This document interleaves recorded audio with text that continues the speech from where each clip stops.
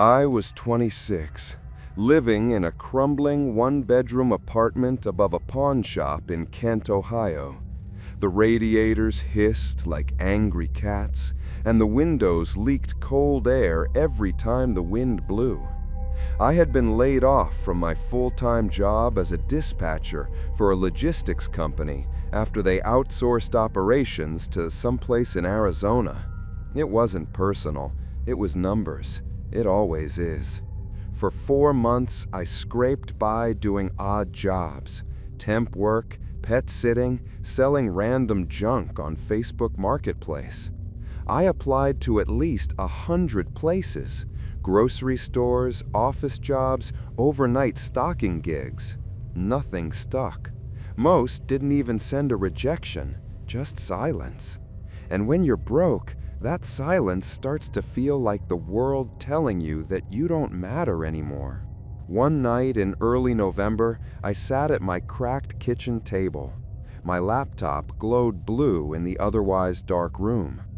I was Googling ways to make extra money fast. I landed on a forum where people shared their side hustles. One user, broke in Boston, swore by secret shopping. He said it was easy money and almost fun. I clicked the link he posted. It took me to a Craigslist ad. Seeking mystery shoppers in Ohio. Flexible hours. Must have access to email and transportation. Payouts $35 to $50 per shop. No upfront cost. Immediate openings.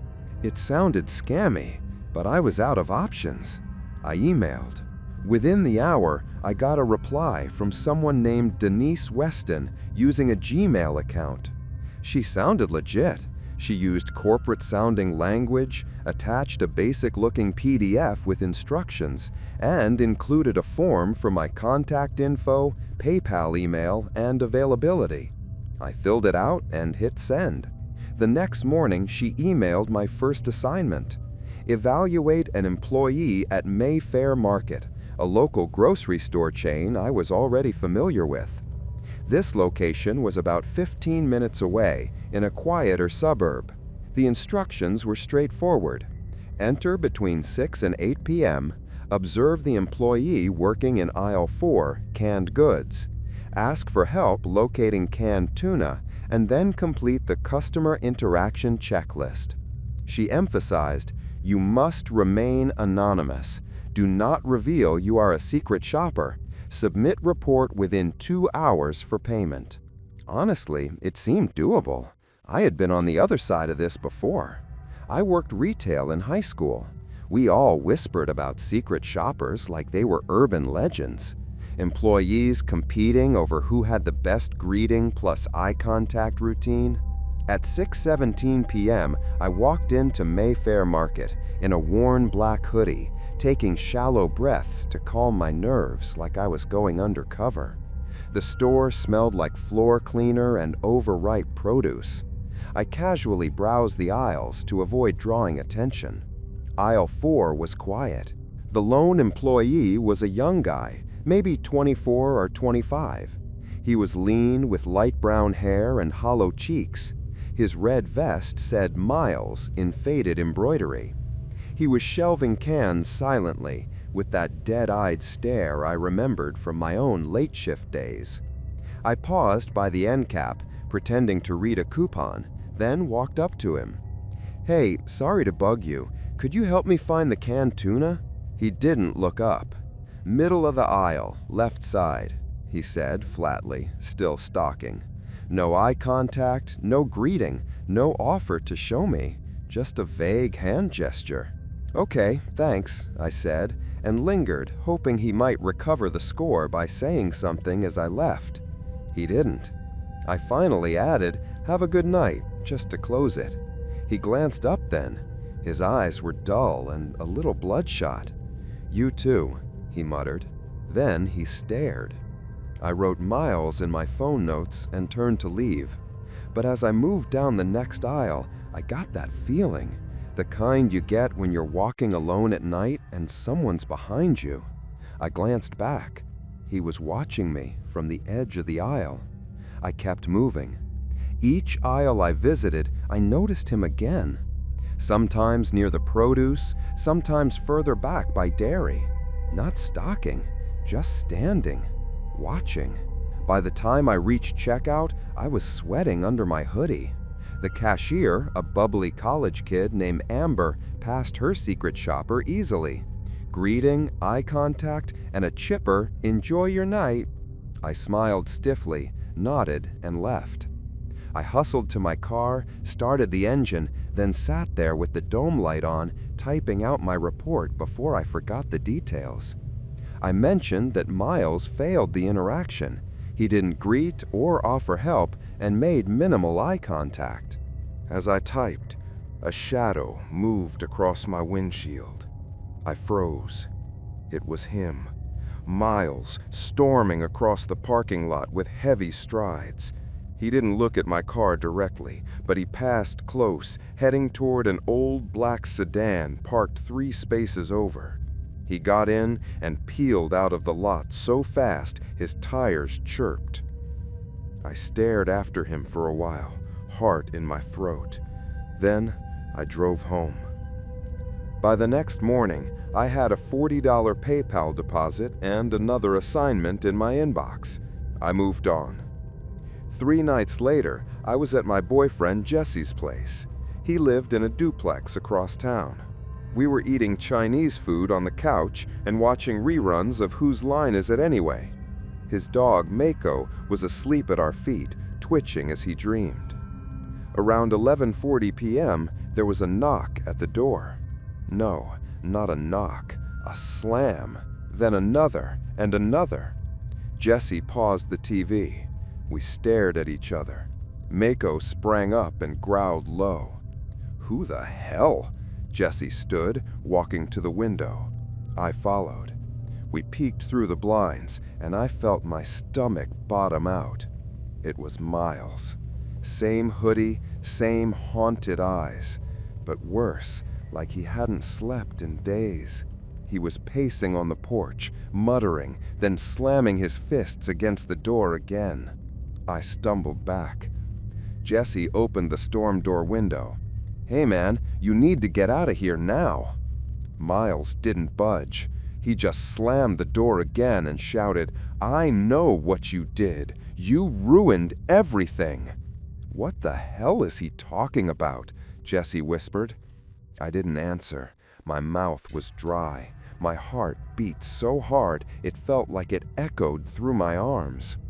"I told you I was already on my last chance," Miles bellowed, "and you come in there asking for tuna like you're better than me." Jesse pulled me behind him and reached for his phone. I nodded frantically. "Call the cops." Miles kept shouting, voice cracking. "You cost me my job. You got me fired. You think you can just come into my store and ruin my life? You think you're safe? There's always an eye for an eye." He began slamming his body against the door. The wood cracked. Mako barked wildly, tail down, ears flattened. I grabbed Jesse's arm. He had to have followed me that night. There's no other way he could know where I am. "Shh," Jesse whispered, holding the phone to his ear. The dispatcher stayed on the line. Less than 2 minutes later, red and blue lights bounced off the walls. When the cops pulled up, Miles made a run for it, but not before one officer tackled him in the yard.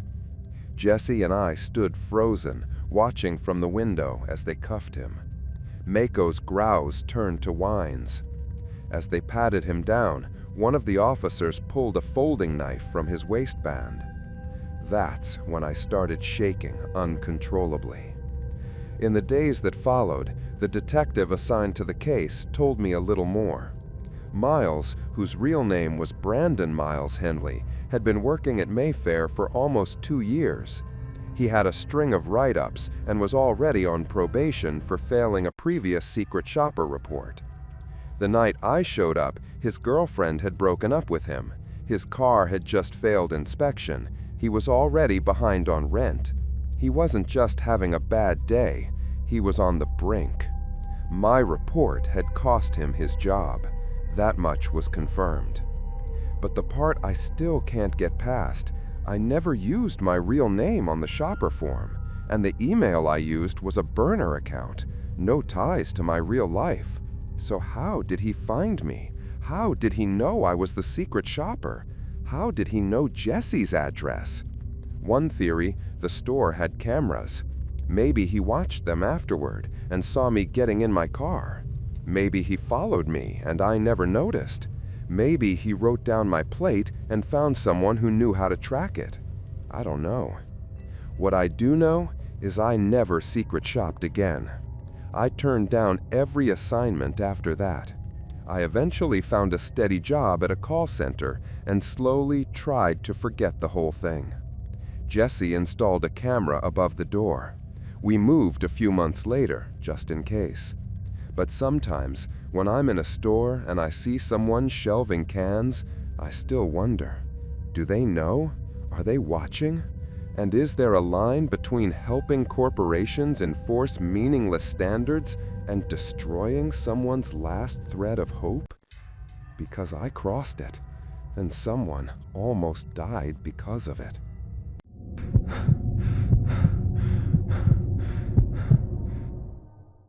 I never thought I would take a job from Craigslist.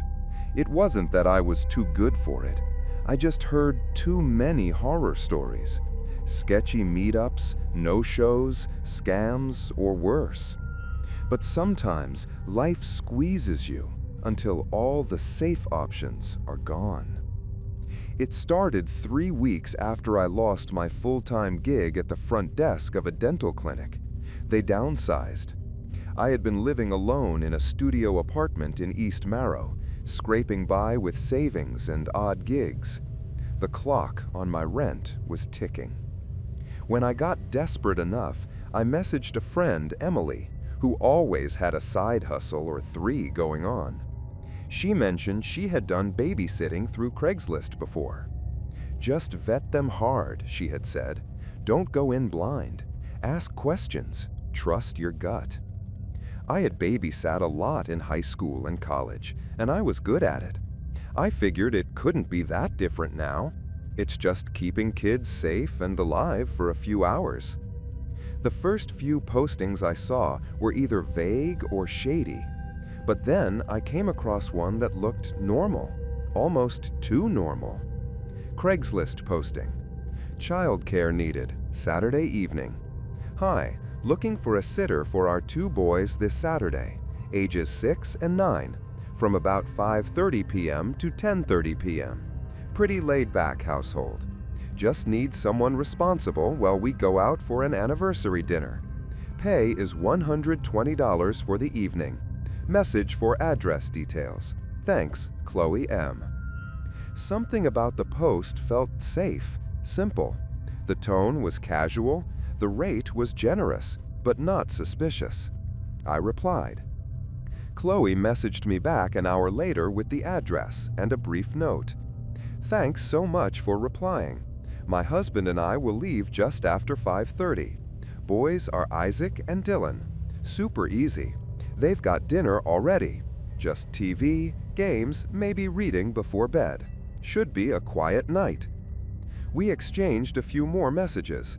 She seemed normal, even friendly. Signed off with a smiley face. It almost made me feel silly for being cautious. Still, I did my due diligence. I Googled the address, 1585 Brookfield Lane. It was in a cul-de-sac just outside town, near some older neighborhoods, but not far enough to raise alarms. I messaged Emily with the details, just in case. Text me when you get there, she said, and if anything feels off, leave. It was a dry Saturday when I pulled up the cracked driveway at 5:18 p.m. The house was modest, a single story with flaking blue paint and overgrown shrubs. A wind chime clinked under the porch awning. The porch light was already on, even though the sun was still up. Something about it gave me a weird pinch in the chest. Not fear, just a tightness. I knocked. No answer. I tried again, this time hearing shuffling behind the door. When it finally opened, a man stood there. Late 50s, maybe 60. Tall, skinny, with thinning gray hair and a long, patchy beard. He wore a t-shirt with faded letters and jeans with paint stains. He squinted at me like he couldn't see well. "You the babysitter?" "Yeah, Chloe messaged me, said to be here at 5:30. Right, he said. "She just ran out with the boys for snacks or something. You can come on in though, she'll be back in 5.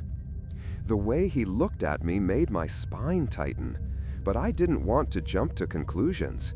I stepped inside. The house smelled like dust and old cooking oil. The front room was cluttered with boxes, newspaper stacks, and a single recliner. The air was thick, stale. "Sorry for the mess," he said, closing the door behind me. The lock clicked. "We're doing some reorganizing." "No worries," I lied. He gestured down a narrow hallway. "Living room's back there. TV, couch. You can wait there." As I walked, I scanned the place. No toys. No kids' drawings. No backpacks. No photos of children. Just muted beige walls, framed generic art, and dust. I sat down on a worn brown couch. My phone buzzed. "Emily, you good?" I typed. "Weird vibe, but okay so far. Chloe not here yet, just the husband." He passed by the hallway again, muttering something under his breath. He was pacing. Every now and then he would peek into the living room and say something like, "She should have been back by now," or "Sorry about this, just bad timing." The whole thing started to feel like a performance. At 5:45, I stood up. "I think I might just head out," I said, trying to sound casual. He looked alarmed. Wait, no, she's probably downstairs. I didn't hear the front door earlier, so maybe she came in through the side." He pointed to a door I hadn't noticed, one tucked in the kitchen, half hidden behind a curtain. "She goes down there sometimes with the boys. Craft stuff, art. She's probably waiting for you." The house had gone very quiet. I walked to the door and opened it. The basement was pitch black. A cold, earthy smell hit my nose. Mold, dust, and something metallic, like rust. I stood frozen. "Go on," he said, voice too cheerful. "They're probably just setting up." I didn't move. My stomach flipped. "Actually, I just got a text. I think my ride's here early. I've got to go. I'm so sorry. Maybe we can reschedule." I turned and bolted toward the front door. Locked. He was still behind me. "Hang on a sec," he said, voice turning dry. "You haven't even met the kids."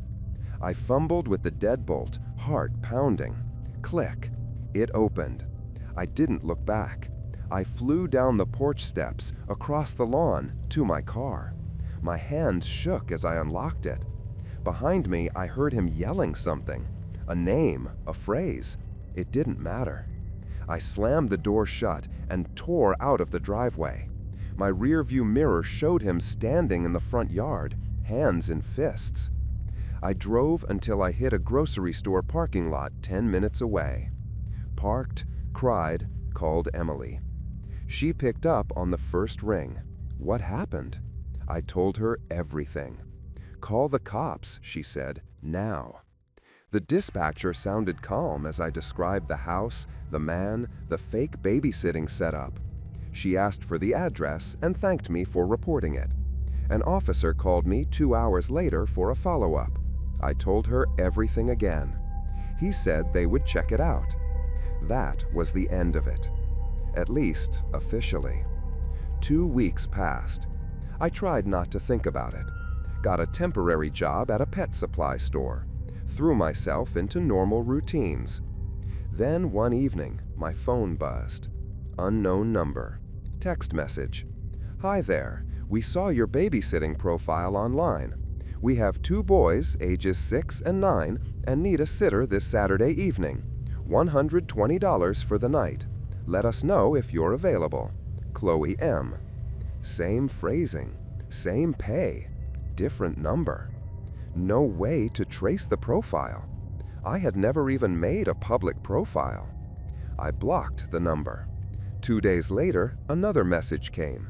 Different number again. Hey, found your ad. Looking for a sitter near Brookfield area. 2 boys, easy night. Let us know if you're free. Tom and Chloe. The next day, I changed my phone number. I moved 3 months later, changed cities, took Emily's offer to crash with her in Ridgewood until I got back on my feet. I never heard from Chloe again. But I've kept screenshots of every message, just in case. Sometimes when I'm scrolling job boards, I still see similar listings. Same tone, same rate, different names, different zip codes. And I wonder how many people didn't trust their gut. How many went down the basement steps, and how many never came back up.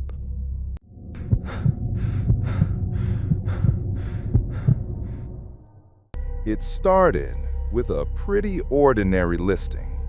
I had just decided to sell my 2006 Honda CR-V. It wasn't a luxury ride or anything, but it was reliable. Clean title, no major mechanical issues. It still had decent life left, even with 200,000 miles on it. The paint was a little faded on the hood, and the AC sometimes made a weird rattling noise when it kicked on, but nothing major. I had taken care of it for years. Oil changes, tire rotations, brake pads, always on schedule. I had just upgraded to a newer car a few weeks before, and I didn't want the old one sitting around collecting dust. So I figured I would list it on Craigslist. That was where I had bought it years ago, and I had mostly good experiences using the site before. People always say it's sketchy, but if you're cautious, it's fine. Or so I thought. I took about 10 pictures, interior, exterior, odometer, even under the hood. Then I wrote up a simple but honest ad. I priced it reasonably at $2,800. Nothing suspicious, nothing too cheap, just fair. The ad went up on a Thursday afternoon. Crickets for the rest of the day. But the next morning, around 10:30 a.m., I got a text from an unknown number. Hey, saw your ad for the CR-V. My name's Tony. I've been looking for one of these. Still available? I replied, yep, still have it. Want to come take a look? He responded almost immediately. Yes, I can come by tomorrow night after work, around 8:30 or 9. That okay? I paused for a second.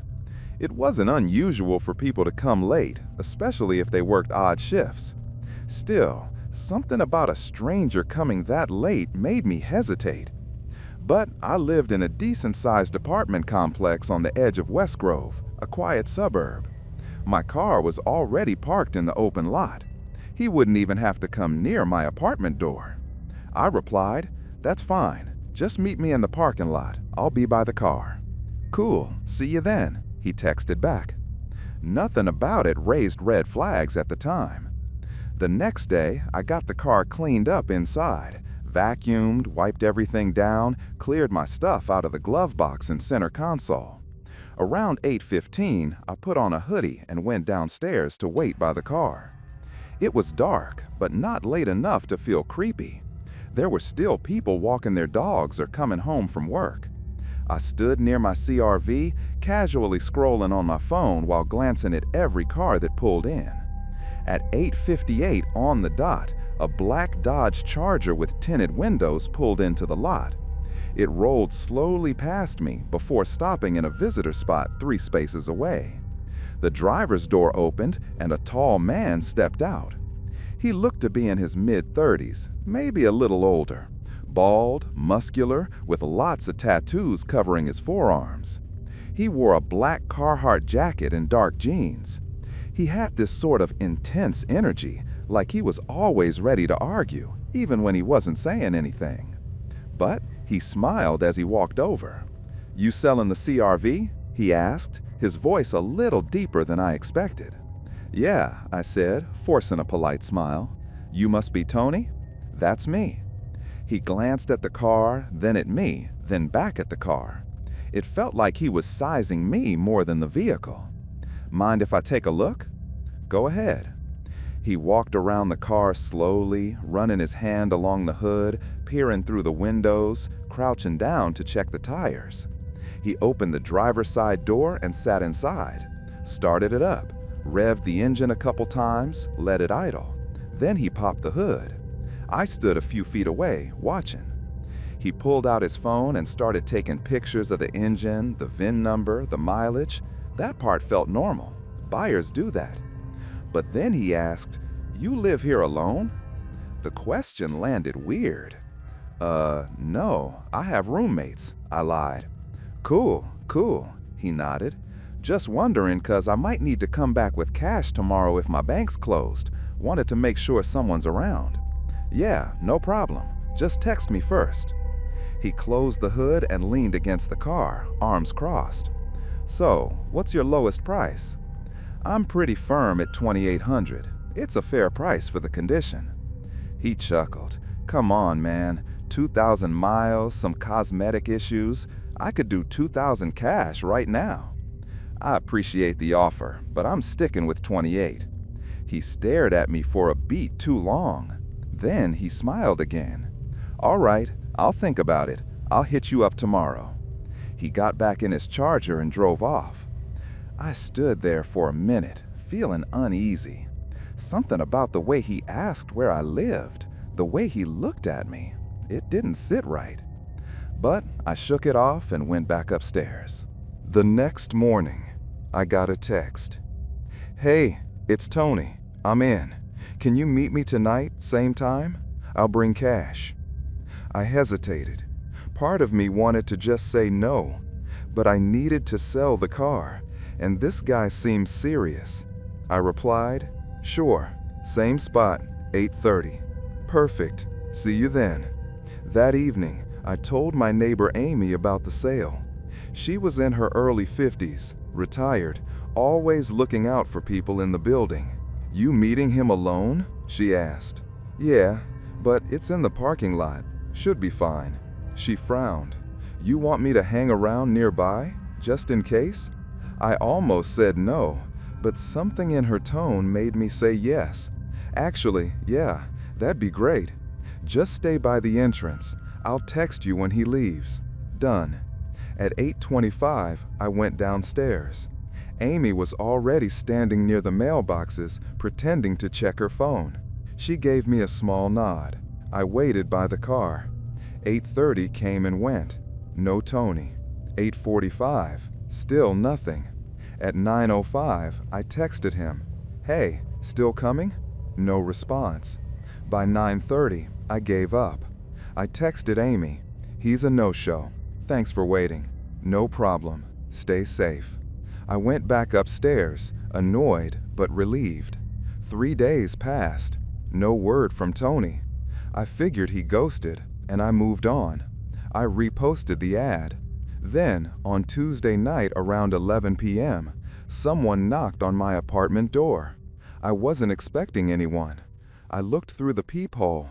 It was Tony, standing in my hallway, alone, hands in his pockets, face blank. My stomach dropped. I didn't open the door. "Can I help you?" I called through it. "Hey man, it's Tony. About the car. I had your address from the listing. Wanted to talk to you about the price." I never put my address in the listing, just the general area. "How did you get my apartment number?" "Asked around," he said casually.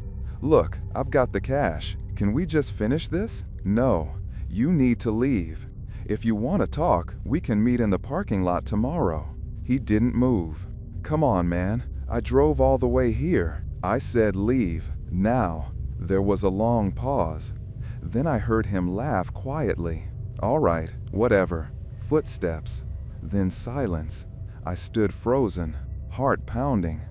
I grabbed my phone and texted Amy. "That guy just showed up at my door. I'm freaked out." She called me immediately. "I'm coming over. Don't open the door for anyone." She knocked 5 minutes later.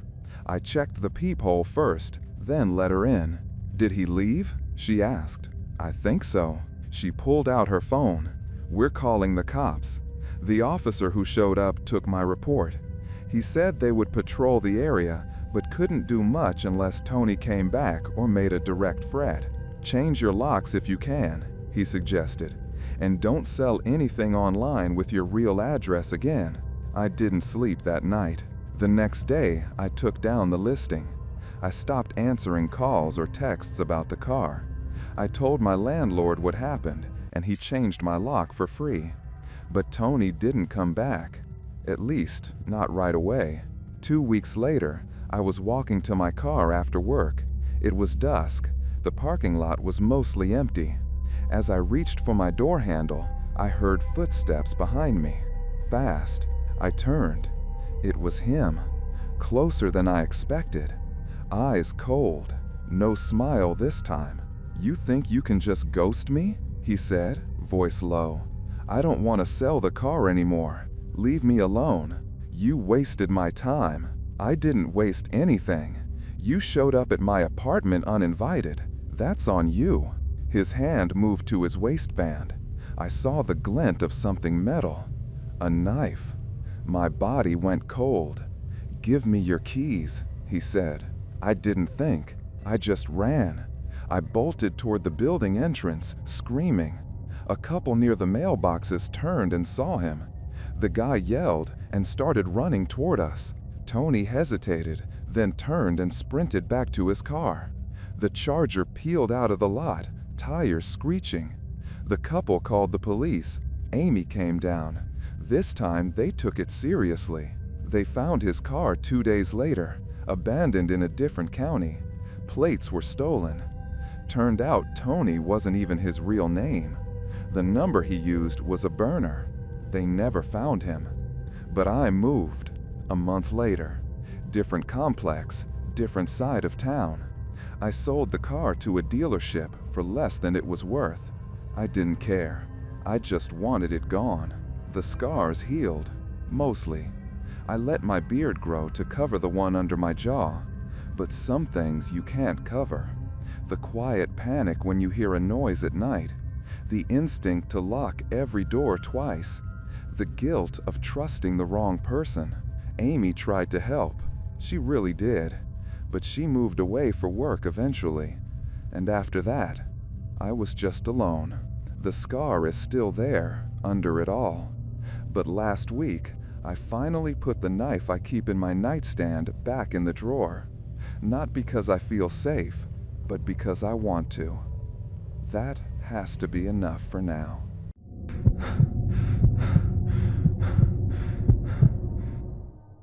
It's strange how desperation makes you blind to your own instincts.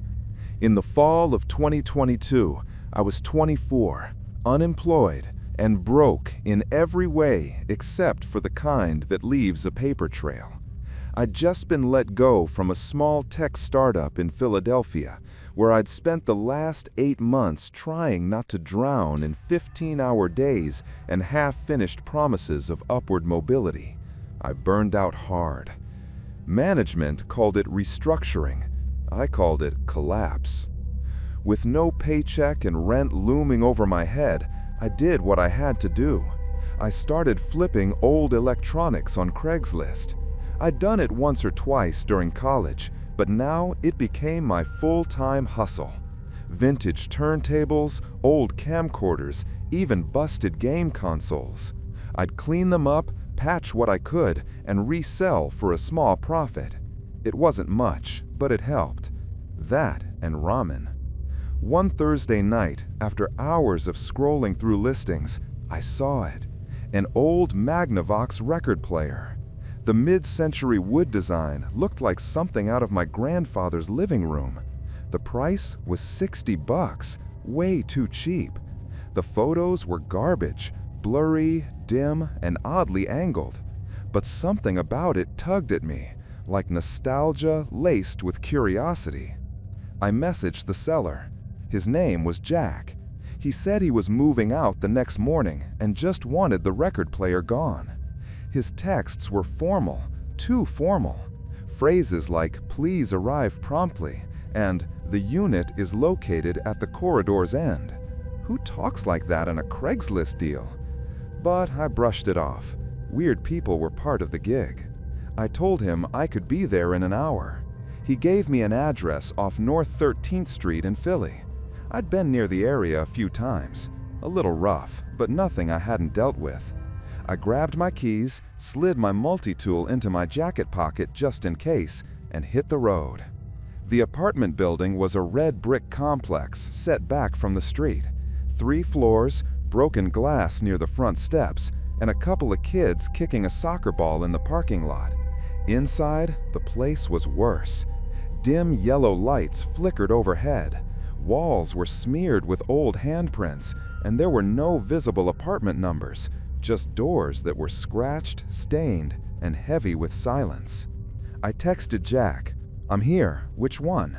His reply came fast. "Door at the far end, it's cracked open." I walked past a dozen closed doors until I saw one slightly ajar. A faint, warped melody drifted out like an old record spinning too slowly. I knocked once. No answer. Against my better judgment, I pushed the door open and stepped inside. It was dark. A weak floor lamp cast light over worn carpet and peeling wallpaper. The blinds were broken, leaking streaks of orange from the sunset. Jack stood by the record player, waving awkwardly. He looked rough, gaunt, pale, his clothes clinging to him like he'd been sweating through them for days. "Hey, Jack, right?" I said. He nodded. "Yeah, that's it. Works fine. Want to test it?" I stepped closer, but didn't touch it. Something felt off. Jack added quickly, "Actually, before that, I want to show you something cool. It's in the back room." Everything in me tensed. I'm kind of in a rush, man. Just here for the turntable." He forced a smile and toward a narrow hallway. "It'll just take a second." I hesitated. Then I followed him. The hallway felt longer than it looked, like the air thickened with each step. Fluorescent lights above buzzed quietly, but most were dead. The carpet squished underfoot, damp and uneven, and the smell, mildew mixed with something sharp and metallic, was getting worse. The room at the end was small and cluttered. It looked like a storage unit, not part of someone's apartment. Piles of old electronics, mannequin torsos, doll parts, random junk stacked against the walls. It smelled like wet paper and something worse, something decaying. In the corner sat a large, ancient-looking trunk, padlocked. Jack walked over to it and crouched. "This is what I wanted you to see," he said. "My grandfather built this. He was different." I stayed at the doorway. "Looks old." Jack didn't answer. He pulled a small, rusted key from his pocket and fitted into the padlock. Click. He opened the trunk. The creaking sound was slow and unnatural, as if the wood were reluctant to move.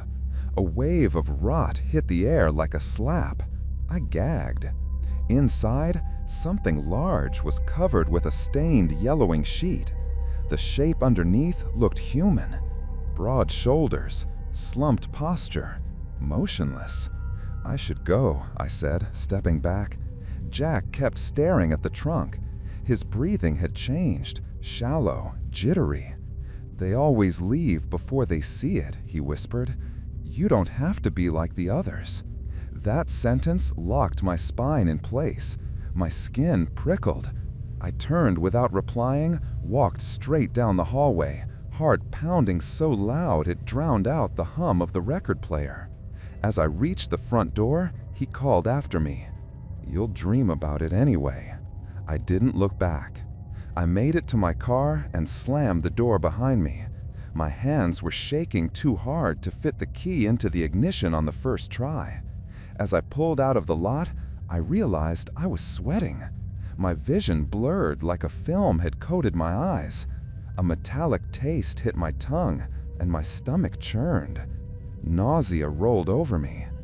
I managed to drive 3 blocks before I had to pull over. The next thing I remember, it was dark out. My head was leaning against the steering wheel. My phone buzzed. 3 missed calls from a number I didn't recognize. I sat up, confused and rattled. I smelled it again, that same rot from the trunk. Faint, but there. I drove home in silence, double-checking every mirror like I was being followed. That night, I couldn't sleep. Every time I closed my eyes, I saw that trunk opening again, a little more than before. The outline under the sheet took on more shape, a face that wasn't fully there. In the morning, I went to the police. I told them everything: the trunk, the smell, the human shape, the building on 13th Street. I left out the hallucinations and the dreams. I knew how that would sound. They took a statement and said they'd follow up. I didn't expect much. A week passed, then 2. Nothing. Finally, I called the department to ask if they checked it out. The officer on the phone sounded bored. "Yeah, we sent someone," he said. "Nobody's lived there for at least a month. That unit was vacant. No tenant." "Neighbors said the door was open," I replied. "There's no unit 313, the officer sighed. "That building ends at 312. I hung up, but I wasn't done. I convinced a friend to come with me one evening. We went back to the building. Same kids playing soccer, same cracked steps, same flickering lights. Only this time, the hallway ended at 312, a solid wall where I swore I'd walked through. No door, no jack, no trunk. It's been almost a year now. I haven't flipped a single item from Craigslist since. Sometimes I still catch that smell, rotting, wet, sour, when there's nothing around to explain it. I wake up from dreams drenched in sweat, heart racing, and the image is always the same. The trunk opening slowly, and something inside beginning to move. I've tried therapy, I've tried ignoring it.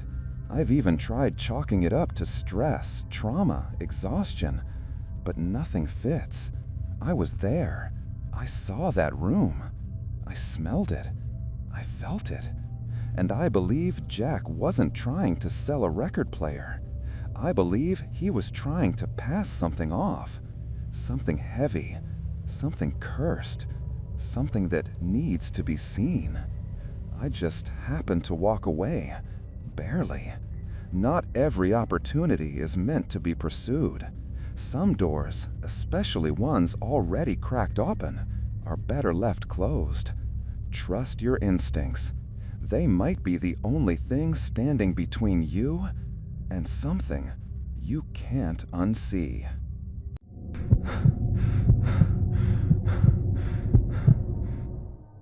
Some chapters in life begin as a whisper.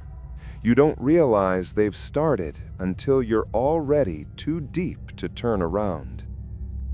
In November 2021, I was 21, living alone in a modest second-floor apartment on the east side of Salem, Oregon, Unit 4B.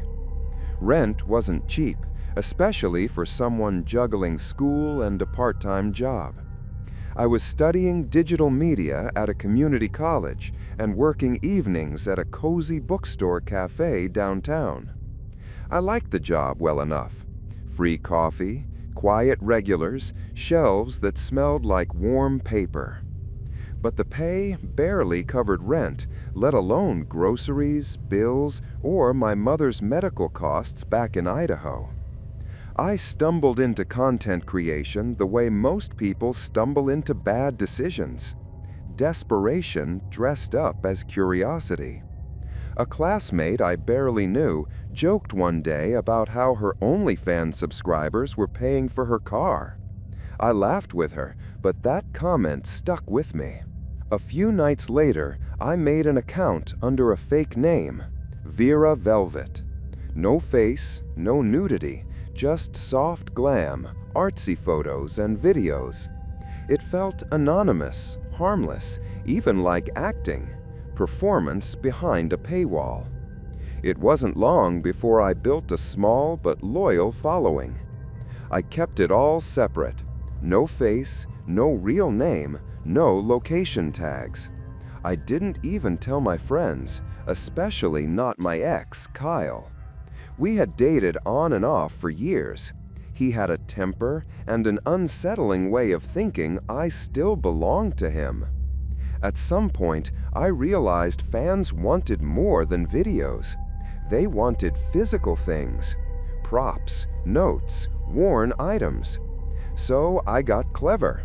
I started a Craigslist page under yet another alias. It wasn't for advertising myself, just to sell used costumes and accessories. That way I could bypass the platform fees. It was weird, yes, but it paid. People wanted anything that felt personal, like owning a piece of someone they didn't know. One buyer stood out, a man going by CJ. He was polite, always paid in advance, and never asked for anything overt. He ordered a hoodie I had worn in a video, sent payment, and provided a P.O. box in Eugene. It felt strangely normal for how abnormal the whole situation was. Then came the wish list. I made it on Amazon under another alias. It seemed safer than accepting direct gifts. I kept it simple.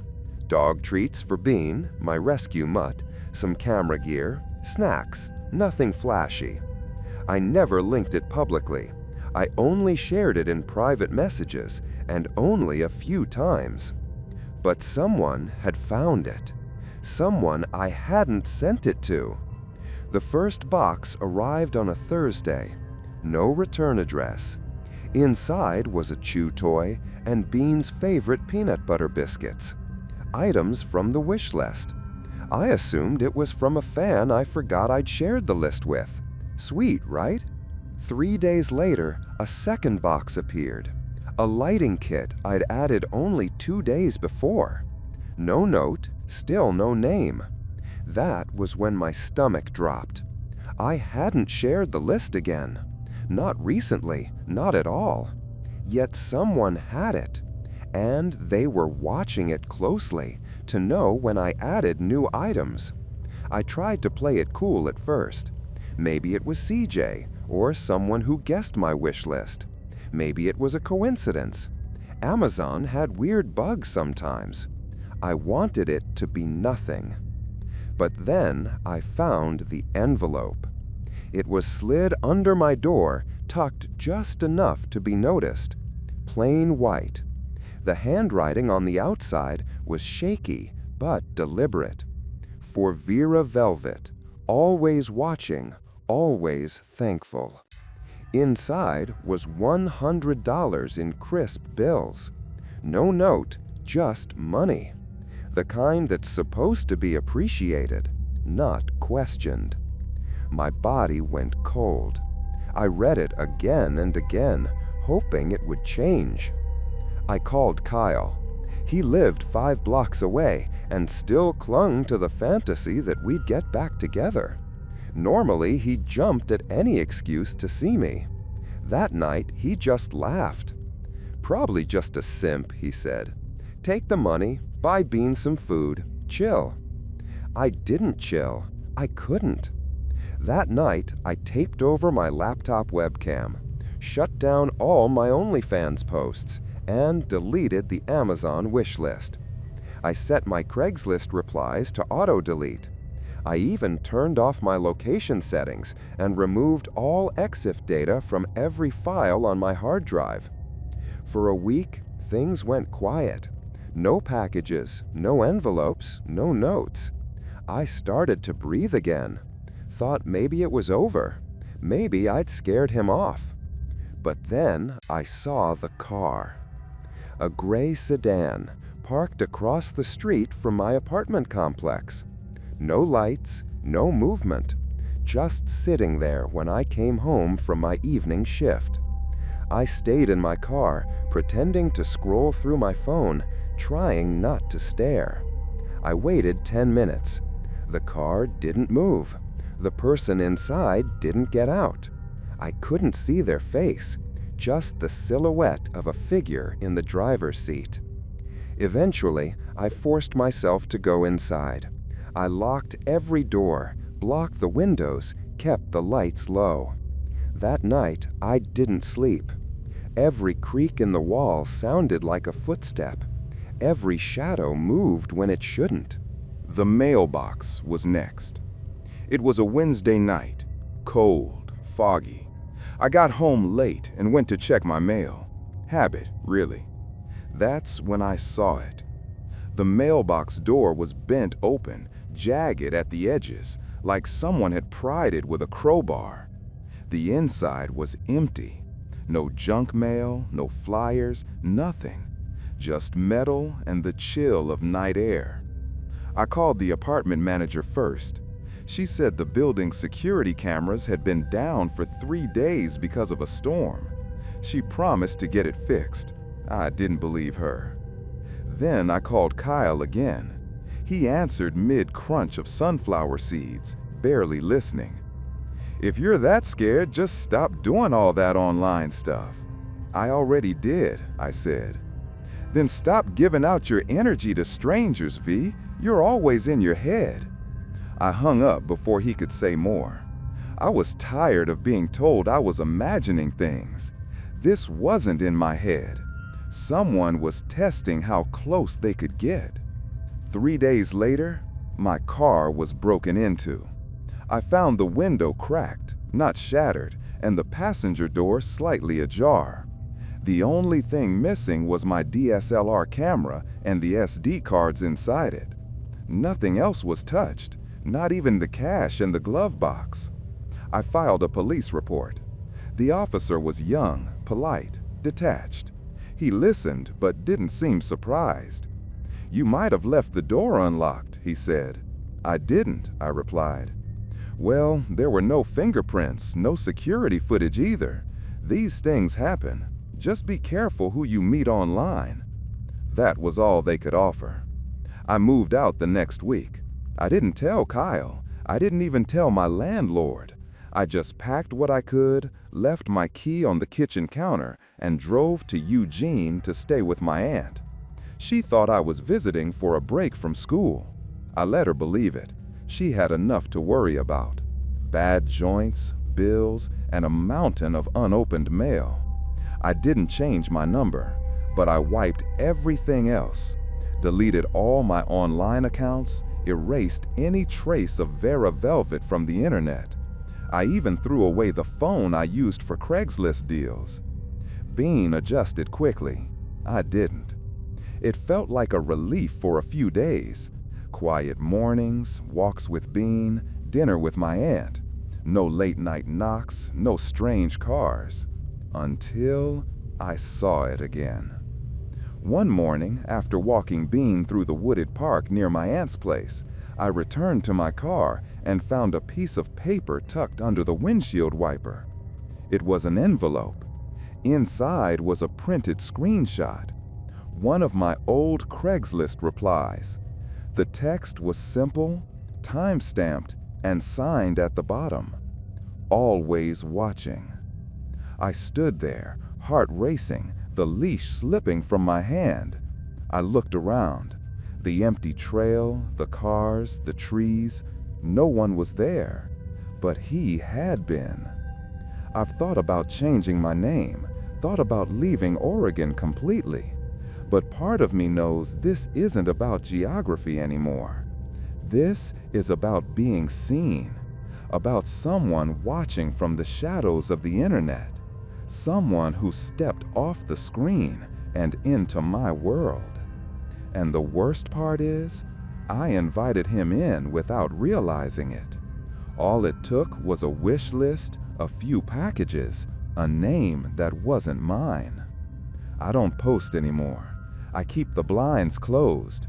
I check locks 3 times before bed. Sometimes I still see that gray sedan, never moving, always waiting. I never told my aunt what really happened. She asks why I don't go out much, and I just say I'm applying for internships out of state. She nods and offers me tea. I smile and thank her, but I keep one eye on the street.